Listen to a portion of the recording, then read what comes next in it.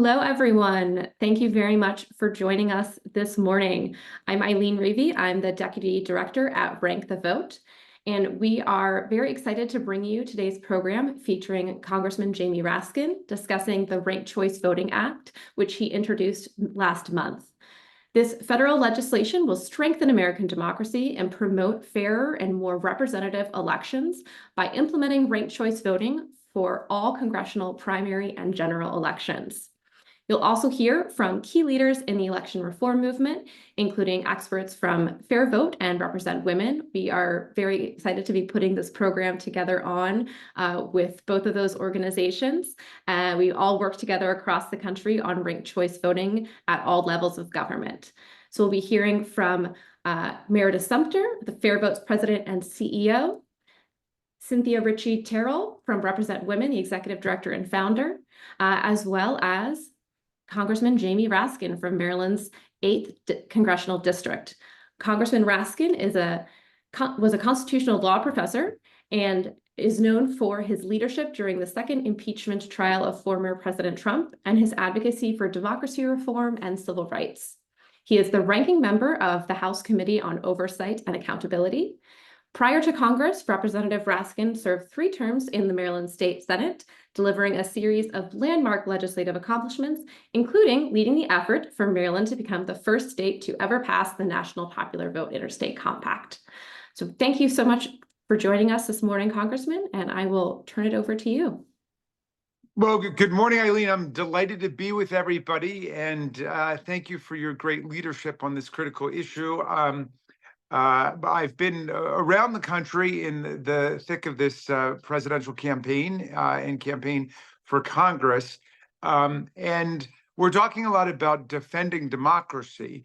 And that phrase is a bit misleading because it implies that democracy is this static collection of laws and practices, which it is partly, but democracy is something much more than that. Democracy is always an unfinished project. It's a process in motion. And in Democracy in America, Tocqueville said that he observed that in our country, that democracy and voting rights are either shrinking and subsiding or they're growing and expanding.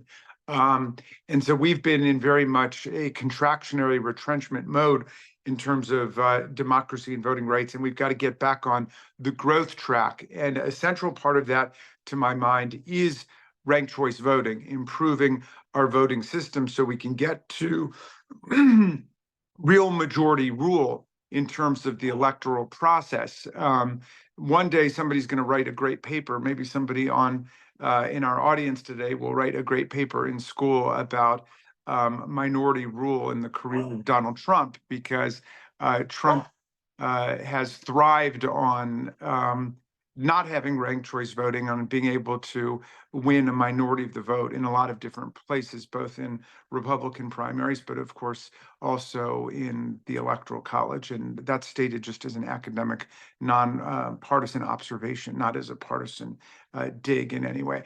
But in any event, we're going to have to get back on the growth track. And that, to me, means we need to have majority winners in every election for Congress across the country. And that's just going to be a product of our electoral design. Right now, people are winning primaries with 38% of the vote, 32% of the vote, 28% of the vote in a 5 or 6 way primary.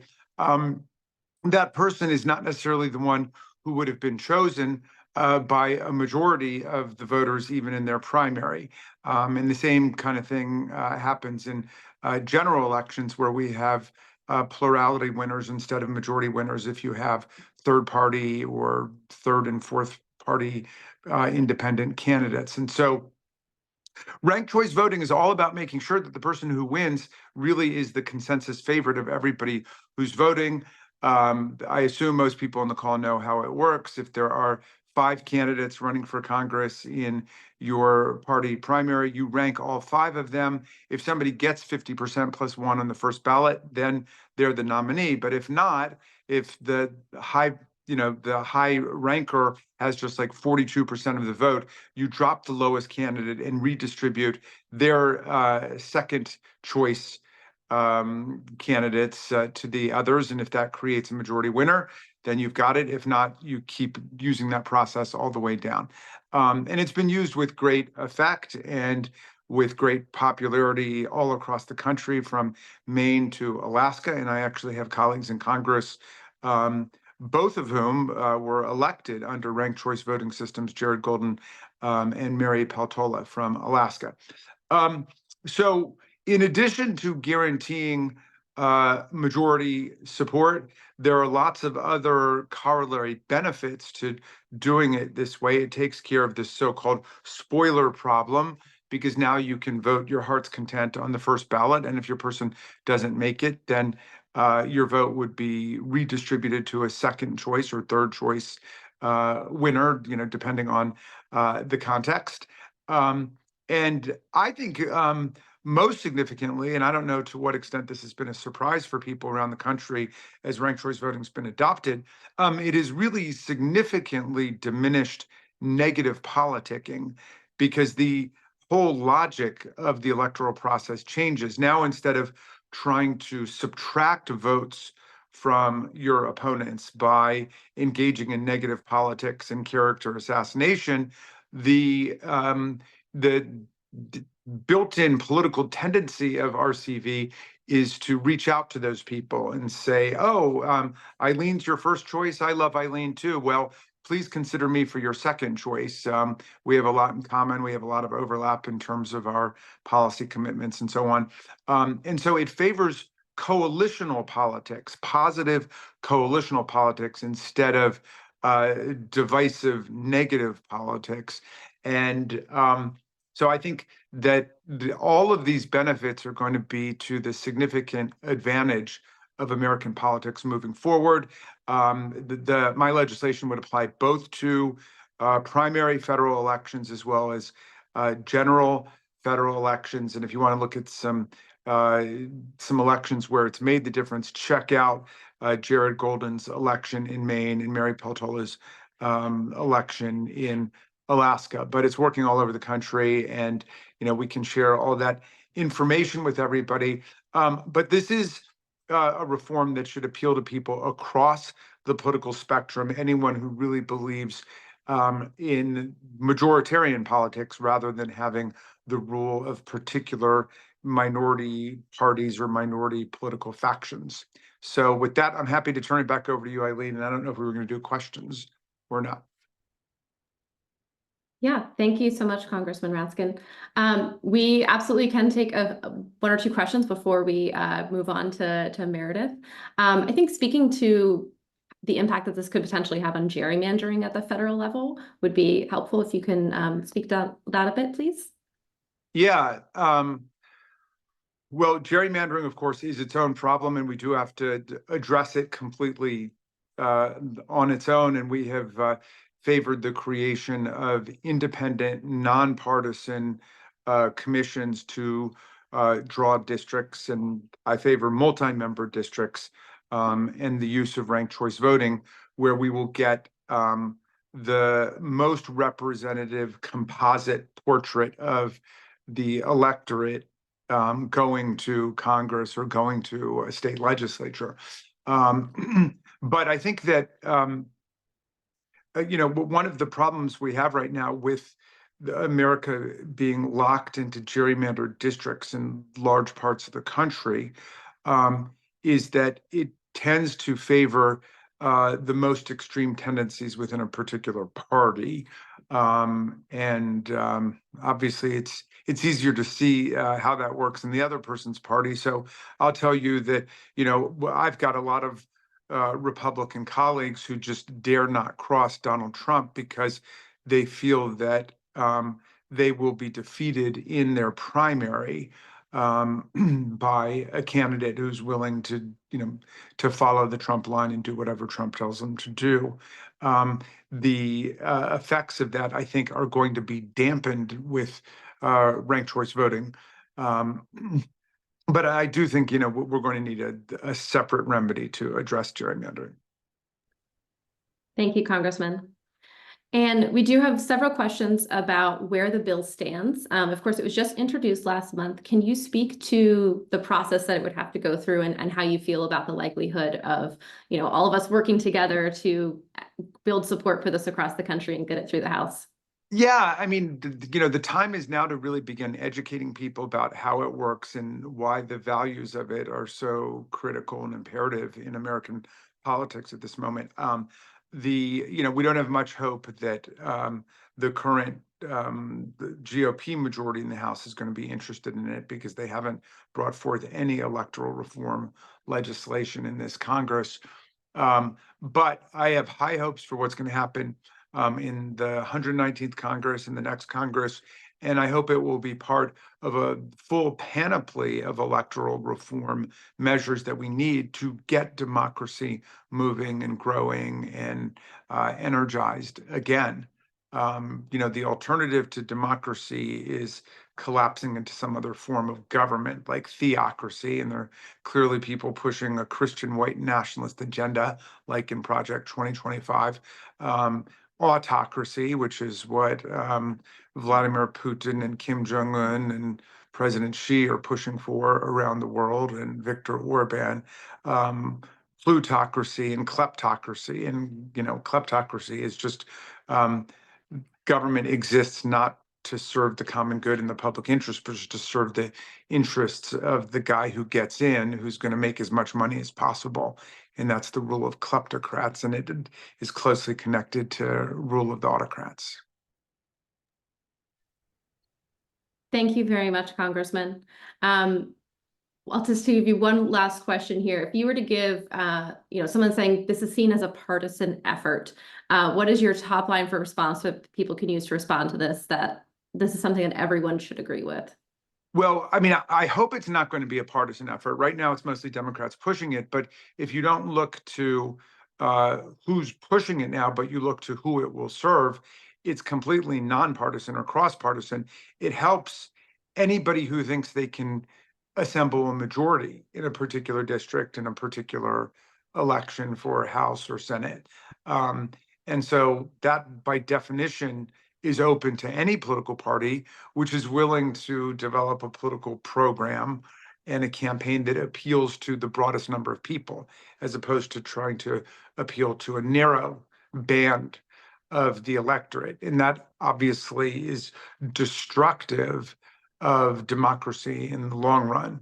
And that's why, if you look at American history, the anti-democratic mechanisms have been successively stripped away by constitutional amendment or by other policy changes. I mean, most people couldn't vote when the country started. Now the 15th Amendment says it bans race discrimination in voting, and the Voting Rights Act also tried to deal with that. Women couldn't vote in most places. The 19th Amendment tried to deal with that. There were poll taxes blockading people's access to the polls, and the 24th Amendment dealt with that. We moved from state legislative selection of U.S. senators to popular election of senators in 1913, and the 17th Amendment. So the bottom line is this is the direction we've got to move in, and we need massive popular education around the country about ranked choice voting and the importance of being able to get majority winners everywhere and to flip all of the incentives around so that positive politicking is a product of electoral design rather than negative politicking. And I think we're going to see that. And I do think that that will be a very popular feature of our Ranked Choice Voting Act. Yeah. Thank you so much for your leadership on this issue, Congressman, and for joining us this morning. It's been really great speaking with you. We appreciate your time. It's my honor, and thank you for your leadership, Eileen. And please send my best to all of the activists and organizers around the country who are trying to make this critical reform happen. Yeah, thank you so much. Next, we're going to bring up Meredith Sumpter. Meredith, as president and CEO of FairVote, she is working to advance a more functional and representative democracy that delivers for every American. Meredith is an experienced public and private sector leader and most recently served as CEO of the Council for Inclusive Capitalism and the Coalition for Inclusive Capitalism. Meredith, I will turn it over to you. Thank you for being with us this morning. Oh, thanks so much, Eileen. It's great to be with you and, of course, always with Congressman Raskin and also with Cynthia here on the line. It's exciting to see the momentum that is building behind the Ranked Choice Voting Act and ranked choice voting, which is, as the Congressman was sharing, it's a party neutral reform that is winning and working across the country. And I know the Congressman just left us, but I was struck by where he brought us in this discussion, which was a focus on real majority rule to get our democracy back to work. And this is something that, a healthy democracy, it ensures that the views and the needs of those that are governed are being taken into account. And that is not how our system is currently working. And the American people of all political stripes and backgrounds, they know it. So, only 15% of House congressional elections are competitive. This means that 85% of congressional elections for the House of Representatives are decided in the primaries. And generally 8% of Americans are reliable primary voters. So currently, a fraction of the US electorate, those who vote in primaries are deciding who makes the rules for all of us. And it's no surprise to us at FairVote that 85% of Americans don't think their elected representatives care about their views. That means that our system is currently not working in the interest of those who are governed. With RCV, that would change. All voters would have increased say, and you would have that energized, dynamic democracy that the Congressman was speaking about, busy solving problems and creating value for the American people. This is a reform. It doesn't favor any particular party. It actually favors voters, and it elects leaders who have strong party backing, but are leaders who can engage with voters they represent broadly. Voters who will elect them maybe not as their first choice, but also as their second or perhaps their third choice. So I know we're here, Eileen, to talk about the Ranked Choice Voting Act, which the Congressman just introduced, along with Senator Welch and Congressman Beyer. And so just a few top-level points of what the Ranked Choice Voting Act would do, and then would love to discuss this act further with you and take questions as well. So what is the Ranked Choice Voting Act? The bill would implement ranked choice voting for U.S. Senate and House of Representative elections. And this would start in 2028. And as the Congressman stated, that the act is designed to work with states where they are. So it applies both to traditional partisan primaries, but also open all candidate primary elections. The bill also includes funding for states that switch to ranked choice voting. So this could include supporting things like voter education and election poll worker training. Though actually many states will actually save money with this act because they would be replacing runoffs with just a singular ranked choice voting election. So FairVote, along with RepresentWomen and Rank the Vote, we have long been pushing for ranked choice voting because it brings great improvements in how our elections are run and how our governing systems are responding to the needs of the governed in the states and localities where ranked choice voting is in use. We believe that our democracy is strongest when every vote is heard and respected. And in the 100 years that ranked choice voting has been in the United States, and in the 25 years that FairVote has been tracking ranked choice voting elections, it's clear that the data is on our side. Voters have greater say and more choice in who represents them.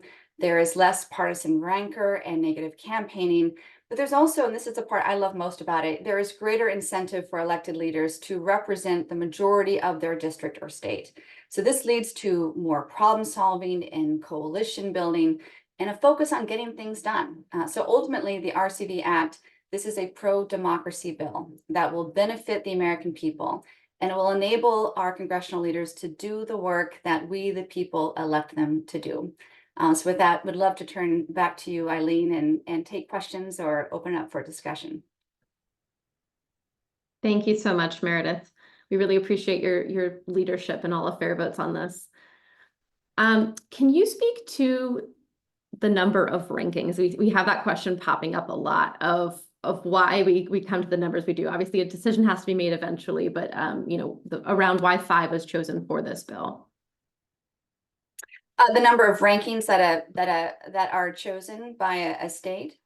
That would be available. Yeah. So in the RCV Act, I believe it allows for 5 for the races, and so how we came to this number. So the bill was written in concert with several different offices that contributed to it. Currently with ranked choice voting that is being passed at the state level, there are proposals for either 4 or 5 rankings. Ultimately, FairVote doesn't take a position on whether there should be 4 or 5, more or less. I think what's important to us is that voters have a say and they're able to rank their preferences when they are electing their leaders. And that's the really important aspect of this. And that when you look at what leads to majority rule and what leads to the will of majority being represented in how our legislators are able to do their work, it really comes down to that one reform, ranked choice voting, that does give voters more say and more choice.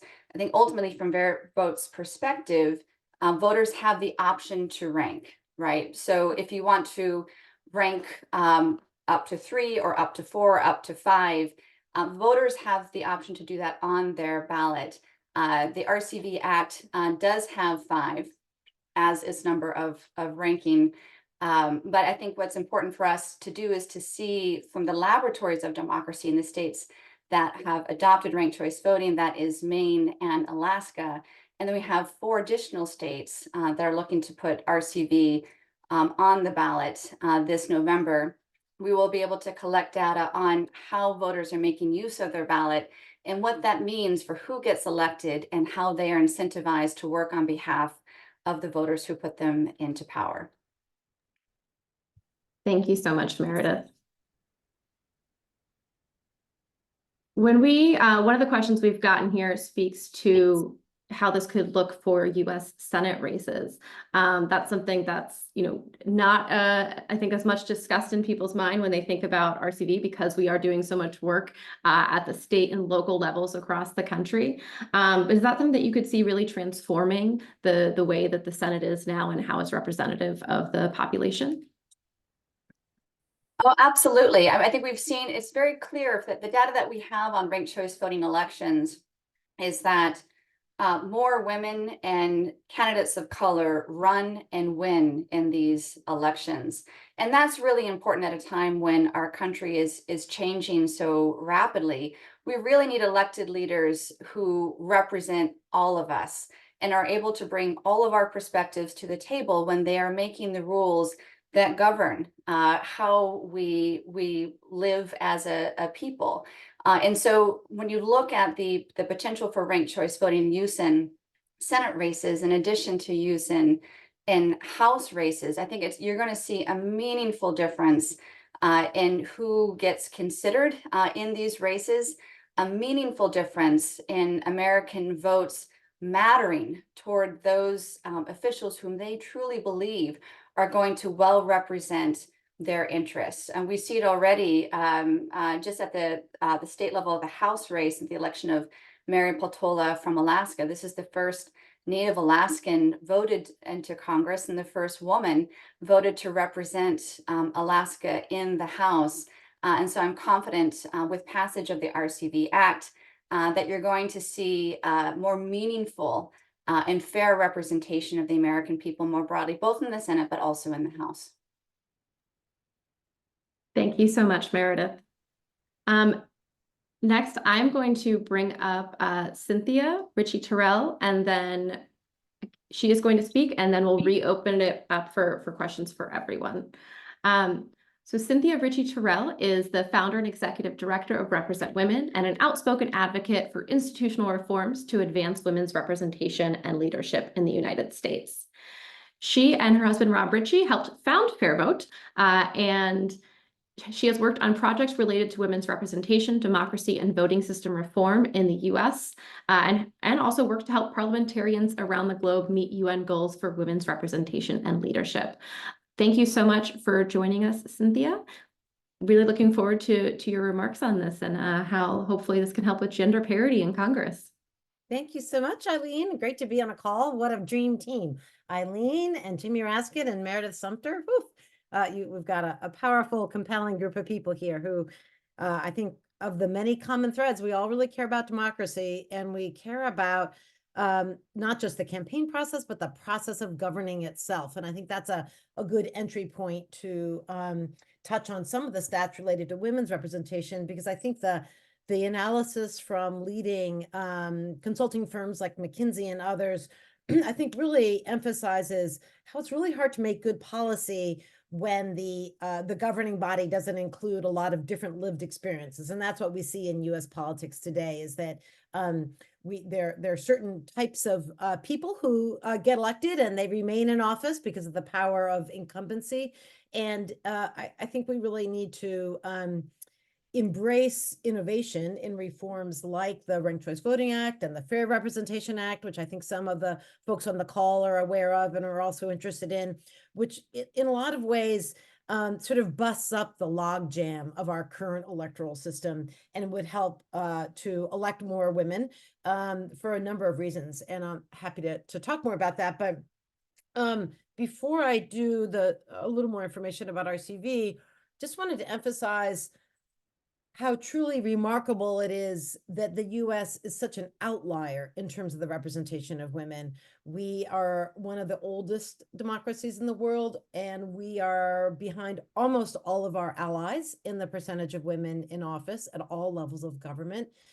Women hold about 29%, 28% of seats in Congress. And that's just it's not a good standing to put us in when we're trying to navigate a changing world in terms of policy and really needing those lived experiences of everybody in the kitchen. Everybody in the country at the kitchen table where decisions were being made, or in Congress.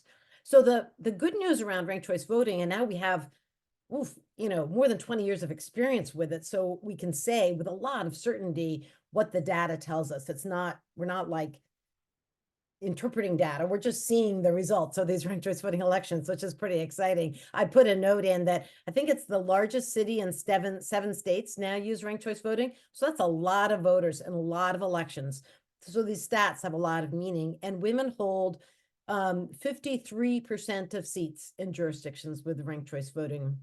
And it's easy to see how that could really transform Congress, who sits in those seats in Capitol Hill, and how that would, I think, really strengthen our democracy in a lot of ways. And people often wonder, the next question people often have is like, well, is there some guarantee, does RCV guarantee an outcome? And it's not so much that, but RCV helps to address the barriers that women and other marginalized voices face in politics. So when women in our current system are interested in running for office, and there are a lot of great pipeline programs that are really encouraging women and preparing women to run for office, they're often told to wait their turn. That's the big line, because the danger is the risk of spoiling the vote and leading to one of a primary winner that Congressman Raskin was talking about. United America and other orgs have so identified as a real problem when we're electing people with just 20 or 30% of the vote. But in an RCV election,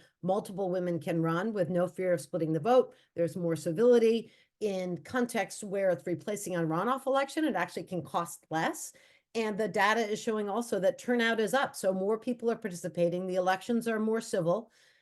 Issues really are the main thing in the campaign, and candidates have an incentive to find common ground, because if Meredith, Eileen, and I are all running for a seat in Congress, we want to find that common ground, because I want Eileen's supporters to rank me second or third, and Meredith's supporters to rank me second or third. So it's really a beautiful mechanism to change the incentives that we face now, that right now, of course, leads to the rancor and the hyper-partisanship and the polarization that I think is really undermining much of what we're trying to get done in the world. So I'm a big proponent of RCV. I'm a big proponent for addressing the systemic barriers that women face in politics with systemic solutions. And while there are a lot of solutions that are important, for sure, I don't think there's anything as transformative as election reform. And the fact that, the United States ranks behind 74, 75 nations for the percentage of women in office. Those other nations, I'm here to tell you, don't have better women. They don't have better men. They may have better food, but they definitely have better voting systems that just give voters more power. That's the bottom line. Thank you, Cynthia. So you said jurisdictions that use RCV have, you said 53% women. So can you tell us a little bit about just what that would look like for Congress compared to the number of women that we have in Congress now, and how you could see that really being transformative in both chambers? Yeah, I think one of the thing that happens in primaries now is that there's a sense in this hyper-polarized environment that we have to pick a candidate who can win an election. And there are a lot of, I think, tropes and misunderstandings about what a candidate needs to have done to be able to win a seat. Incumbency is a formidable challenge. And I think the adoption of the RCV Act would help to erode some of that calcification. You'd see a more dynamism in the primary process. There would be multiple candidates who might feel like running. Again, they'd be finding common ground. It wouldn't be an overnight solution to all the problems we're facing. But I think we'd see more women, more younger people, more men of color running in these races. And the political parties, I think, genuinely and authentically being more ready to support them because they realize that there's not a risk of them spoiling the election. I think there's a little bit of a misunderstanding now. It's not that the Democratic Party and maybe even the Republican Party, though I'm no expert actually on either of those parties, they care about the health of our democracy, but they're just so locked in this battle to make sure they don't lose any seats. But I think RCV, in giving more power to more voters, which will lead to more majority winners, is a really healthy step forward and will open up that primary process. And of course, importantly, in the general election, when we have other candidates who want to run, who aren't part of one of the major two parties, that gives more voice and power to those voters as well, without that risk, quote unquote, of spoiling the vote and creating a wrong way winner, as it were. Yeah, absolutely. And you just spoke to one of the questions that we had in here, which is, what about when parties feel like they are the ones that should have the role of selecting their candidates that move on to the general election?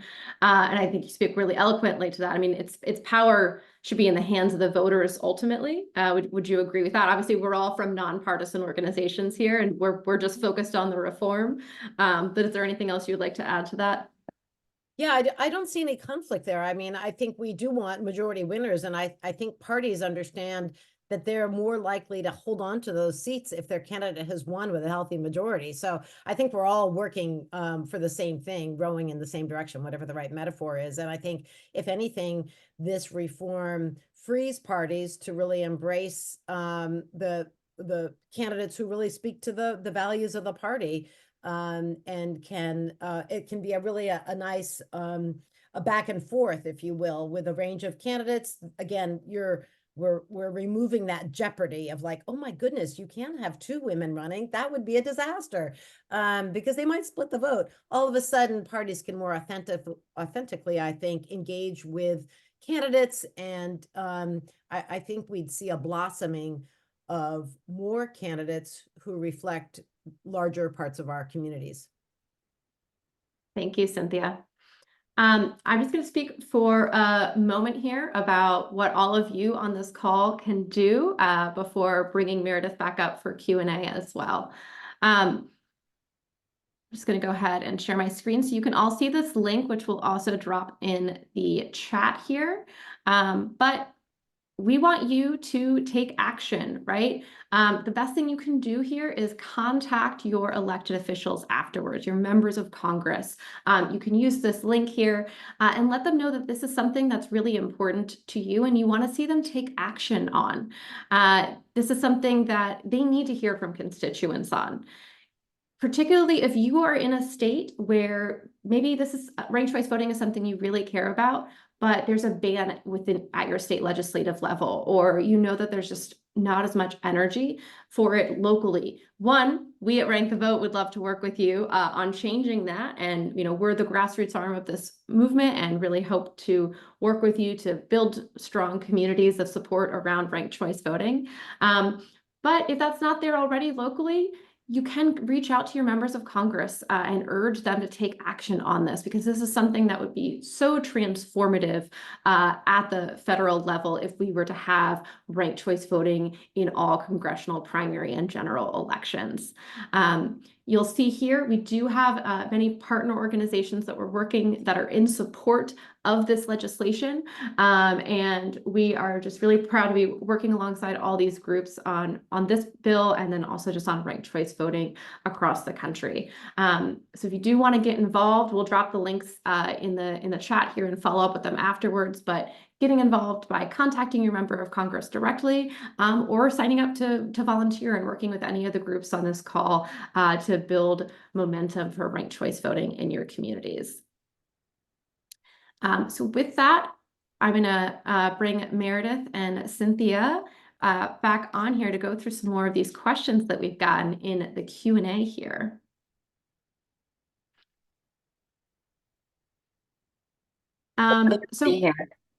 Yeah, thank you, Meredith. Can one of you elaborate a little bit more on the Fair Representation Act, which is a different bill, but similar, and how, just briefly explain it and how it compares to the Ranked Choice Voting Act, please. Sure, absolutely. And I'll start, but I would also just love to invite Cynthia to weigh on this as well, because she has been such a thought leader and architect of the adoption of ranked choice voting and proportional ranked choice voting across the country, along with Richie, who is FairVote's founder. So FairVote has three pieces of active legislation, and the Ranked Choice Voting Act is one of them.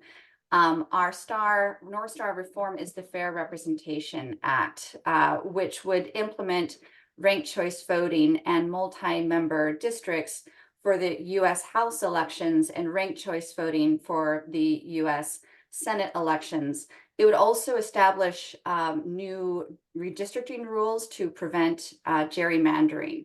And what this really looks to do is it looks to make every congressional district competitive and encourage politicians to represent everyone, not just their narrow party base. And I think this gets back to where Congressman Raskin really opened up our discussion today, and how Cynthia has so thoughtfully focused a discussion on how is the current governing system really responding and creating value for everyday American voters.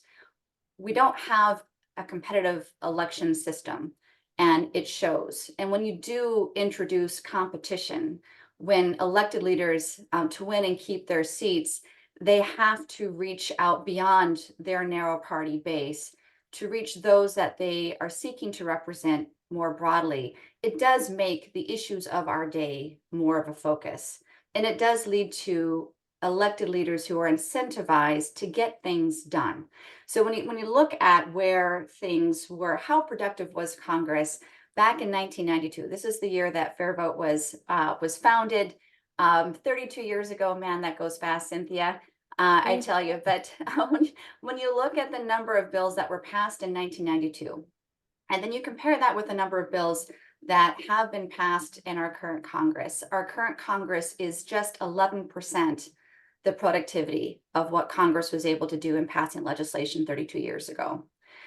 And I think that is the reason why you have this sense of deep dissatisfaction amongst the American people, again, of all political backgrounds, on how their government is working for them. And the Fair Representation Act would take ranked choice voting for the Senate and ranked choice voting in multi-member districts for House congressional elections, and really turbocharge competition in how our electoral systems are functioning in the interest of the voters that these districts are seeking to represent. And I think what makes the Fair Representation Act is just an incredibly important piece of legislation for Fair Vote and the movement. But what's exciting for us is, in order to get to that nationwide use of ranked choice voting or proportional ranked choice voting for congressional districts, you really need to show the American people how this system works, either in localities and at the state level. And that's why we're at such an important inflection year with ranked choice voting. It's currently in 2 states and about 50 localities across the country. And this November, we could see a tripling of the number of states that are using ranked choice voting. It's currently on the ballot in Colorado and Idaho, Nevada, and in Oregon. And so for those of you who are wondering what you can do, I would say, please support these campaigns in these states. Please also support the organizations that are working with these campaigns so that the American people in those jurisdictions could understand the options they have in front of them, and then make decisions about how their elections are run and how their governing system is incentivized to work in their interests. And it's only by telling the story of ranked choice voting at work in these states and these localities. And again, FairVote is sitting on about 25 years of research spanning 700 RCV elections. And we're learning from the research of RepresentWomen every day as well. Sharing of that story with the American people in other locations, that helps to spread the adoption of ranked choice voting state by state, locality by locality, and members of Congress are paying attention to this. And so that's why we're just delighted to be able to bring the story to more people, Eileen, and to share in this work that Rank the Vote and RepresentWomen do so ably alongside FairVote as well.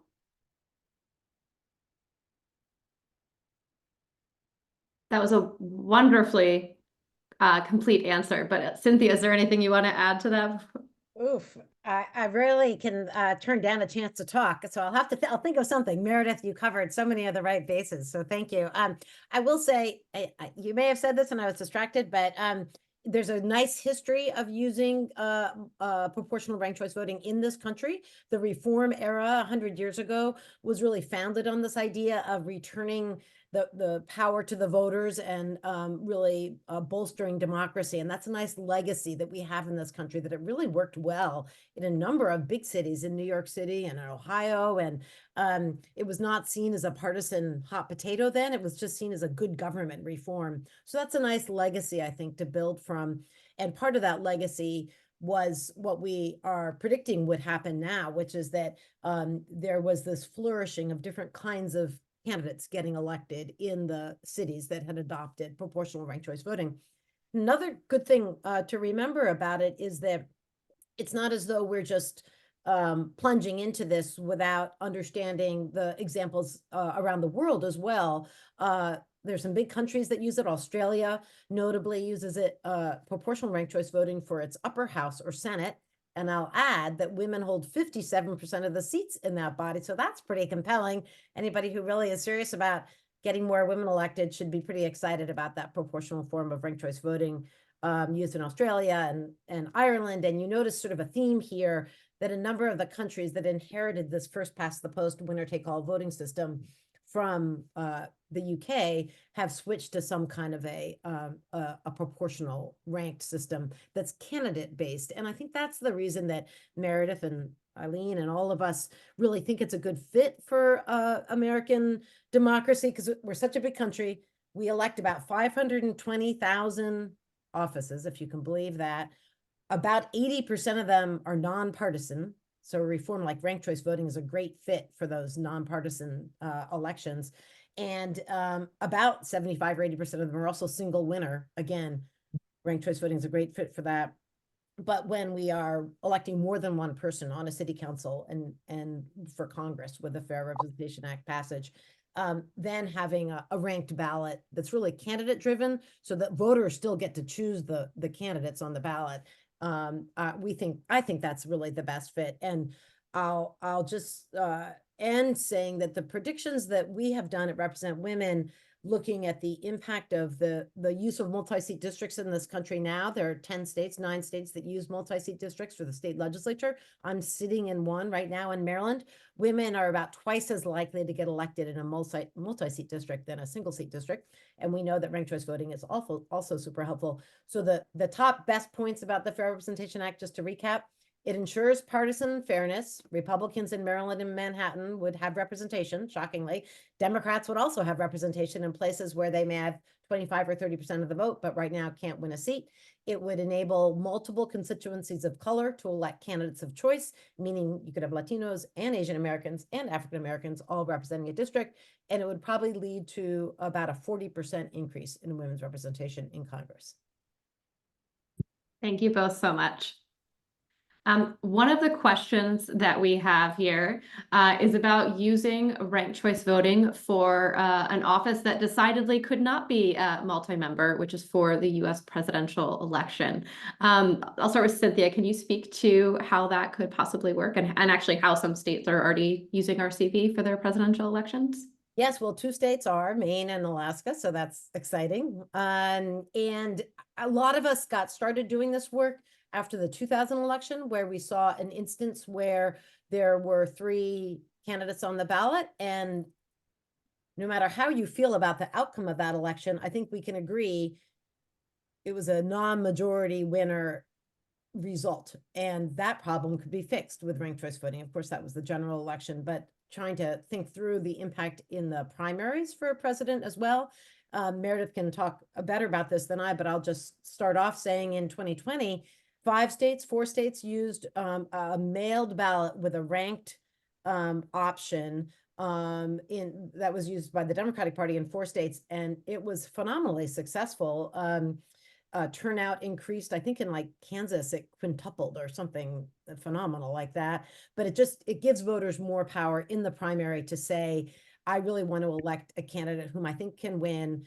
I don't want to waste my vote. I think that the stats are pretty staggering for the number of votes that have been cast in primaries on both sides for candidates who have dropped out by the time the election happens. And that's pretty discouraging for a voter to think, I'm going to vote for a candidate. I don't have a backup choice in case my first choice drops out.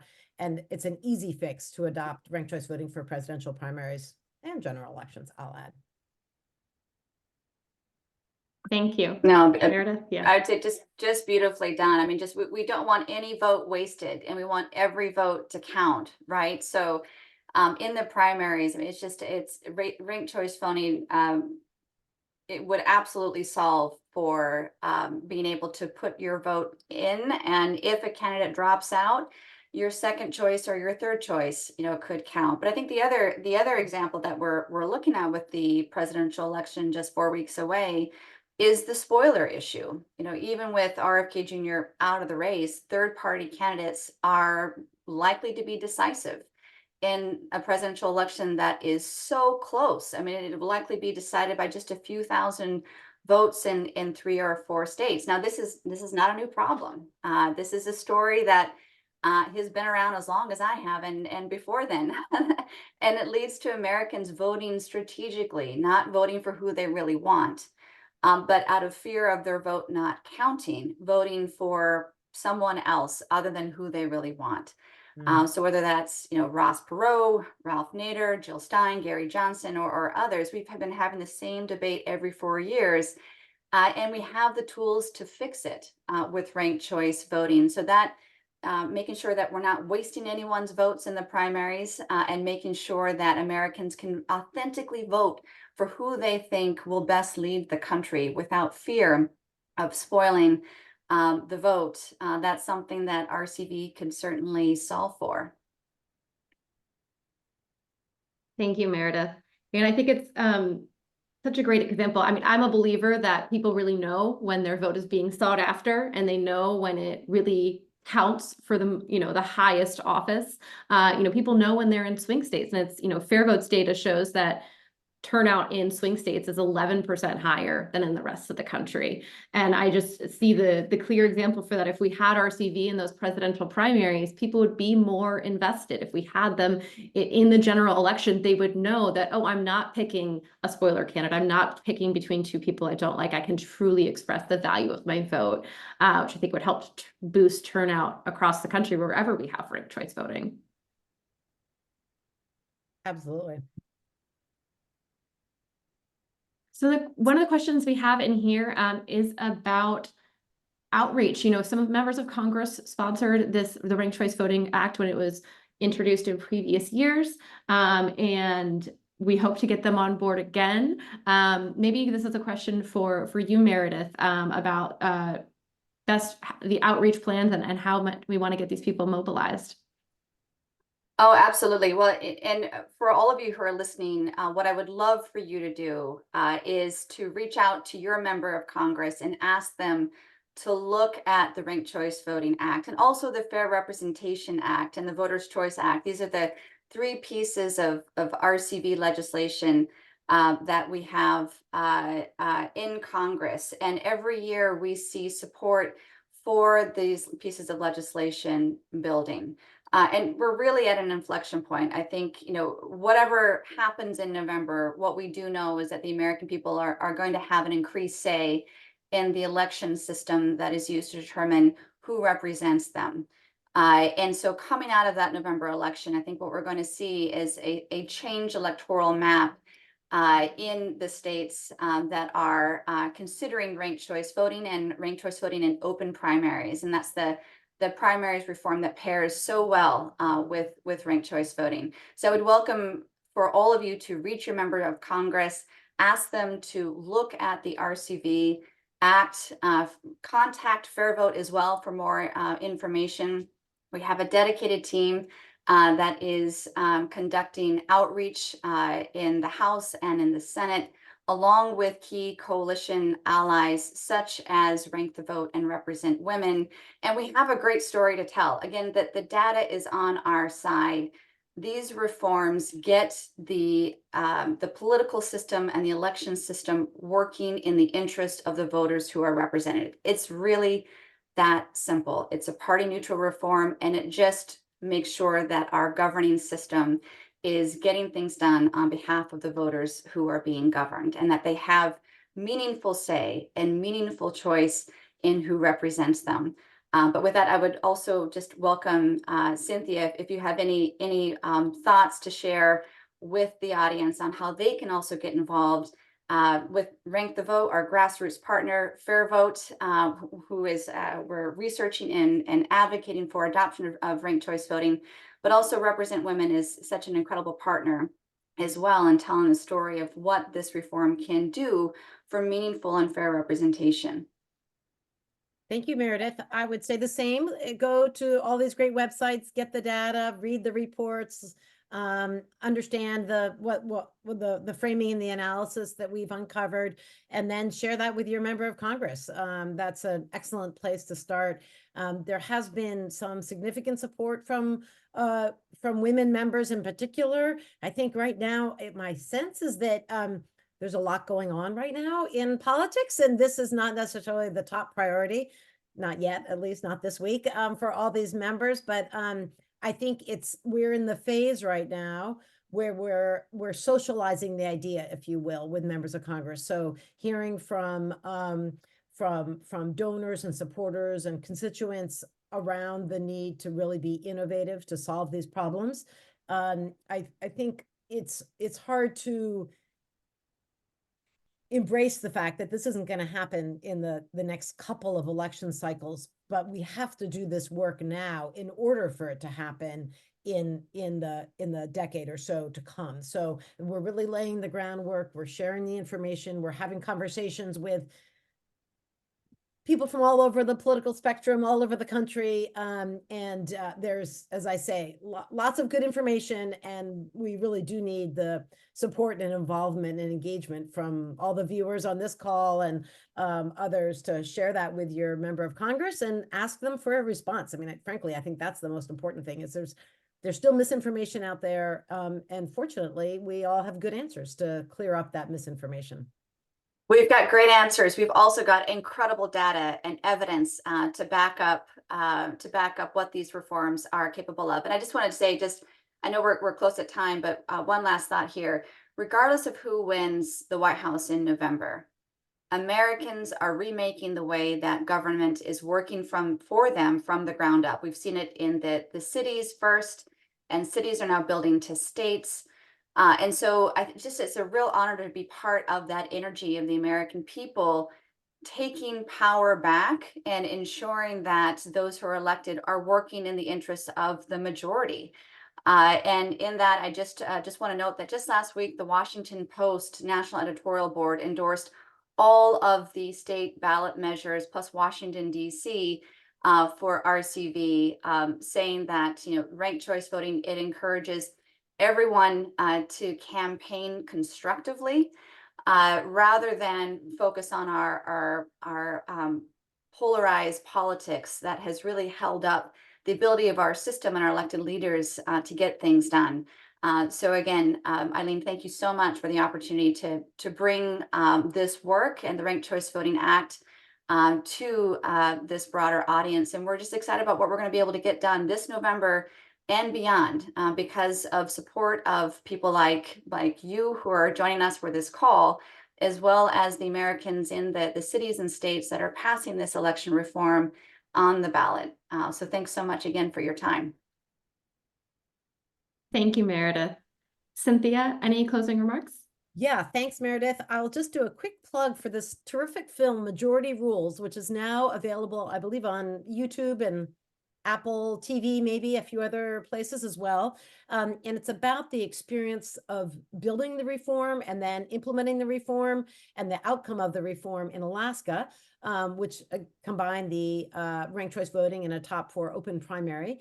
And it's a terrific film. It features a lot of amazing women who have gotten elected, some of them. And Meredith and I will be on a call tomorrow with the filmmaker, which is very exciting, and a fabulous state senator, Kathy Giesel, who is a big fan of ranked choice voting and a majority leader. And so please join us. And I think that Rank the Vote can probably share the link for that webinar tomorrow. So I believe there's a link to watch the film and then come and discuss it with us tomorrow afternoon. And it's really focused on Alaska, but it's pretty easy to see how the policies and systems that we're proposing could be implemented everywhere based on hearing from the officials who were running, the candidates who are running, and then the people who got elected. It's pretty exciting. Thank you both, Cynthia and Meredith, for your insight. Thank you to the teams at FairVote and RepresentWomen for putting this event on with us. And of course, to Congressman Jamie Raskin for taking the time to speak with us about this bill. We really appreciate all of you listening in today. You've heard it here, our theory of change, work on ranked choice voting at any level of government. It's all building up towards collective wins. And we look forward to working with you on that in the future. And don't forget to contact your member of Congress. Thank you, everyone. Thank you.